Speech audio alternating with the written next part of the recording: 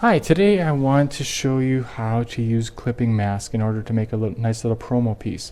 Last week I was out at the animal shelter and I photographed a litter of puppies that were available for adoption, and I wanted to make a promo that could be used to advertise the entire litter, hopefully enticing potential adopters to go meet them at the shelter. Now, is just a little bit to your start. So in order, when I set this up, I set up a little background layer. You can see it's just a little bit of texture. There's a couple of text elements. I've got my website. I've got a little bit of text here on the top. Of course, if I was going to share this with the animal shelter, I would include their name there as well. But text options, easy to change and edit. I put everything in its own separate group to make it nice and simple. I made, you can see, 5 different frames here. The color doesn't matter, it just makes it easy to see, and it's going to be completely covered up here in a moment. And then I added some top dog icons just for a little decorative element.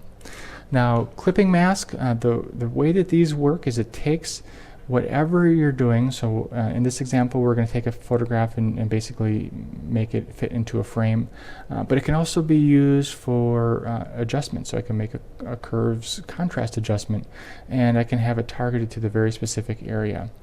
The important thing to understand is that it works with things like shapes. It also works with layer masks. So if I had a photograph down here that had a layer mask on it, then it would be confined to that the area that's in the layer mask. Very useful way to apply edits, to apply in different photographs, whatever, to a very specific area in a photograph or in a design. So you can see I've got my 5 puppies open here. Using the move tool, if I click and drag to the tab and then come down over the design and let go, it'll move it over. I'm just going to do that real quickly for all of these.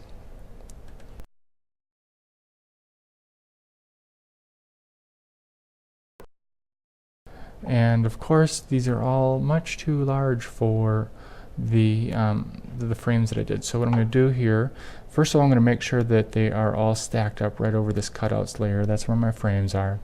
I'm going to click on the first one, I'm going to shift and click on the bottom one, and I'm going to transform these. Control T or Command T. Now the important thing to understand here is that if you hold on the Shift key, then it keeps everything in the proper format. It doesn't squish them. If I don't hold on the Shift key, you can see that I can make things very distorted, and we don't want that, of course. So I'm going to do Control Z, and I'm going to get these just close. It doesn't need to be exact because I'm going to go ahead and fine tune it next. Now I'm going to make sure just one of these is selected, and I'm going to do just again a real quick Control T, holding on the Shift key, and that was a Command T on a Mac, move it into place. Next one, Control T, I'm going to move it over, and leave it there. Control T. Now I went a little too far there, so I'll back it up a little bit. And I'm going to show you, I've got a little overlap here. I want to show you, I'm going to leave it that way for some demonstration here in a second.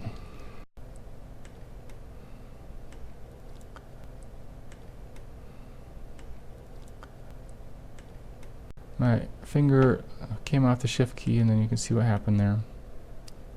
So there we go, we've got these more or less in place. Now the key here is to use the Create Clipping Mask, and you can see that's all Control G or Command Option G. And I'm just going to go ahead and use the keyboard shortcut, Alt Control G, and get these all popped in there. Now because this one down here I left a little big, you can see it overlaps the one above it. The easiest thing here to do is just move this layer above that one, and then it'll cover it up. Overall, I'm pretty happy with the placement. I'm going to say this little puppy in the corner here could move over just a touch.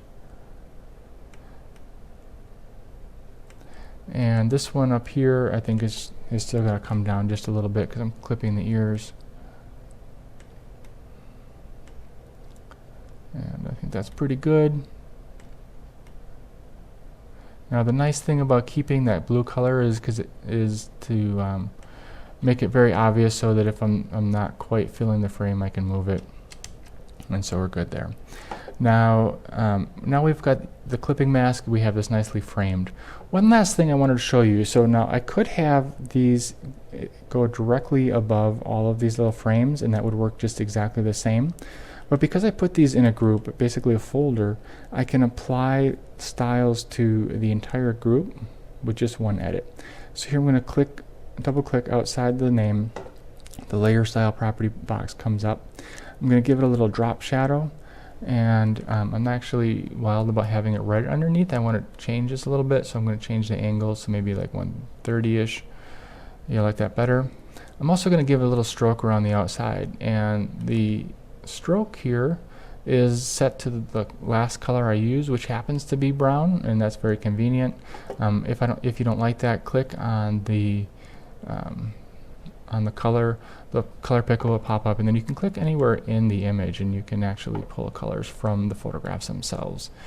Blue I think works pretty well. I think the brown actually works pretty well too. I'm going to stick with the brown. Click OK and OK. So there you have it. Using clipping mask, you can very easily make a nice little framed composition. And one last thing I want to show you is you can also use these for targeted adjustments. So I'm going to go ahead and add a little bit of a curves adjustment layer to it. And I'm just going to increase the contrast ever so slightly. I don't want to go too far, but you can see how we made a little bit of a change there. But what happened is it did the entire image, and I only wanted it to be for these puppies, let's say. And so if you look, we don't have this little arrow, so we know it's not actually as a clipping mask. So that's easy enough. Control-Alt-G, and now it's a clipping mask. So now it's affected by the same cutouts that we have down here. So if we click this on and off, you can see it's only over the picture elements, and it's not over the background at all. Clipping mask, a very, very useful tool. I encourage you to go ahead and practice with the clipping mask, and I think you'll find many ways to use it in your workflow. Let me know if you have any questions about this or any other techniques, and have a great week.